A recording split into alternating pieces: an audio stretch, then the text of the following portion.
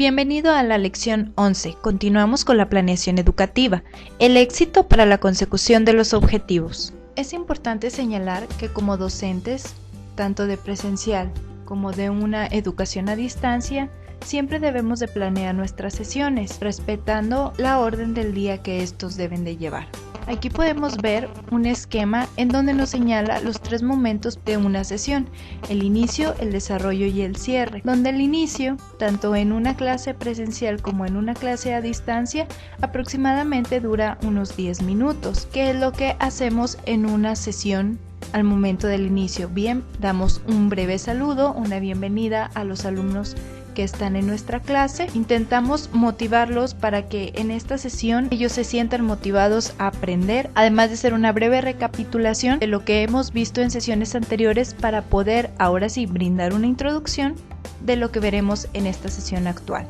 Posteriormente viene el momento del desarrollo, que dura una aproximación de 40 minutos, en donde se expone el conocimiento, es decir, ya sea el docente o los alumnos, en caso de presencial, muestran ese conocimiento que va a ser abordado en clase. En el caso de la educación a distancia, es el momento preciso para que el docente emita su proceso de enseñanza. Además, dentro de estos mismos 40 minutos debe de haber un proceso de interacción. En una educación a distancia, podemos hacerlo mediante videoconferencias. En el caso de una educación a distancia totalmente asincrónica, vamos a aprovechar estos 40 minutos para brindarle todo el conocimiento al alumno y posteriormente que vengan la sesión de actividades, en donde ellos van a poder poner a prueba ese conocimiento que han adquirido, lo van a extrapolar y lo van a aplicar. Y finalmente viene el momento del cierre, que también tiene una duración igual que el inicio, aproximada de 10 minutos,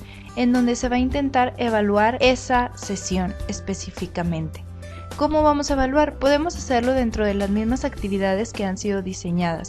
Además, se tiene que brindar una breve retroalimentación de lo que fue esa sesión para dar un cierre al conocimiento de ese día, pero que a su vez pueda quedar abierto a una transversalidad del conocimiento para próximas sesiones. Aquí es el momento para decir a los alumnos las actividades que tienen para resolver fuera de clase, es decir, aquellas actividades o bien tareas que tienen que realizar o ejercicios y enviar en momentos posteriores. Aquí podemos ver lo que va a ser nuestro esquema o nuestro formato para la planeación de la sesión, por medio de las cuales ustedes van a ir describiendo y haciendo su planeación por las sesiones. Anteriormente ya realizaron ustedes la planeación por unidades, en donde consideraron el número de sesiones que van a necesitar para abordar un tema y a su vez una unidad en especial. Por tanto, si una unidad de ustedes deciden que tiene 8 sesiones porque cada tema que lo contiene incluye específicamente tantas sesiones como sean necesarias, bueno, es el momento de irlas planeando.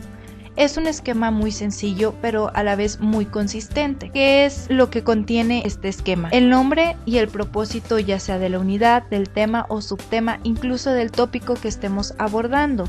¿Cómo vamos a redactar el propósito? La redacción de un propósito es muy similar al objetivo, simplemente que el objetivo se redacta a una forma futura. Por ejemplo, el estudiante elaborará, el estudiante redactará. Aquí el propósito debemos de realizarlo en presente.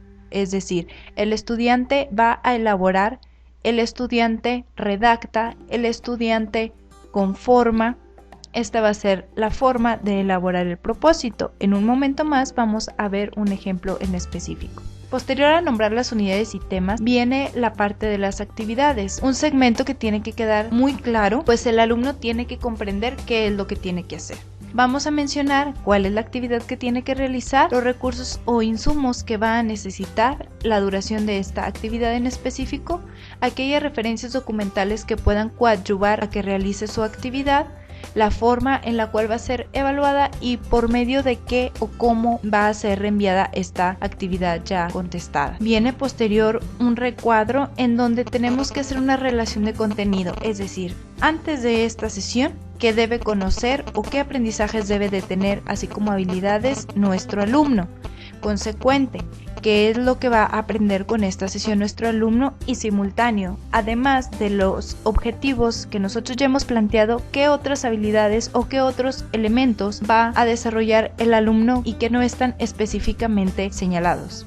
Así también debemos de incluir el responsable del curso como la fecha de elaboración. Esta es la presentación de nuestra experiencia de aprendizaje. Es un ejemplo de cómo podría ser descrita. Aquí vemos que la unidad tiene por nombre los objetos de aprendizaje, herramientas educativas de alto impacto. A su vez tiene un tema, de hecho son 3 temas.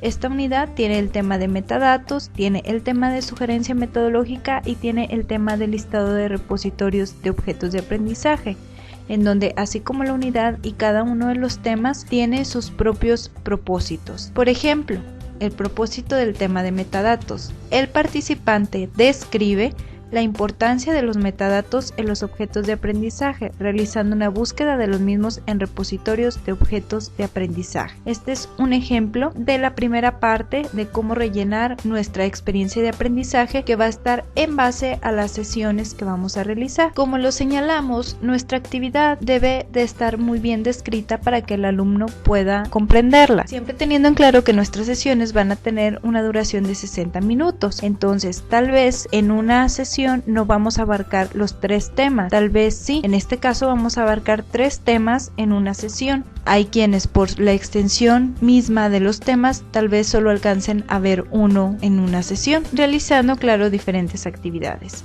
Aquí tenemos un ejemplo de 2 actividades que se van a realizar en esta sesión. La primera de ellas dice: atiende a la presentación del apartado de metadatos y sugerencia metodológica, en donde los recursos va a ser precisamente el documento que lleva el mismo nombre del tema. Se enlistan las referencias con las cuales se puede ayudar. Como solamente va a leer ese documento, pues no va a tener tal vez una evaluación específica, sino hasta momentos posteriores, y por tanto no habrá un retorno. Sin embargo, en la actividad siguiente nos señala: realiza la actividad 2, aplicación de objetos de aprendizaje en la asignatura.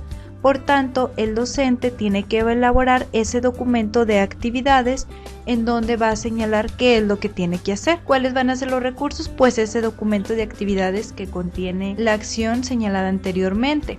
No tiene alguna referencia, puesto que es en sí un ejercicio, y la evaluación va a ser el mismo ejercicio, lo cual va a calificar en base a la extrapolación que haga del objeto de aprendizaje al propio contexto de la asignatura que está impartiendo, y va a calificar también en base a la justificación que presente. ¿Cómo se va a regresar ese ejercicio que ha sido respondido? Pues por medio de la misma plataforma. Vemos a continuación las relaciones de contenido. En este ejemplo, el antecedente es que el participante conoce el modelo de B-Learning, así como los objetos de aprendizaje que pueden ser utilizados para impartir la educación a distancia. El consecuente, como ya lo habíamos señalado, significa lo que va a aprender el participante con esta sesión. Pues bien, va a aprender a diseñar los objetos de aprendizaje de acuerdo a la granularidad del contenido de la asignatura, respetando los metadatos correspondientes. Y tenemos las relaciones de contenido simultáneo, es decir, ¿qué más puede aprender con esta sesión el participante? De esta manera es que podemos señalar la descripción de una experiencia de aprendizaje. Simplemente es ir describiendo cada uno de los elementos que se requieren para que el estudiante pueda tener una forma clara de cómo realizar sus actividades. Hemos culminado la lección 11, así como todo el proceso que necesitamos conocer para diseñar nuestra planeación educativa a distancia. ¡Felicidades!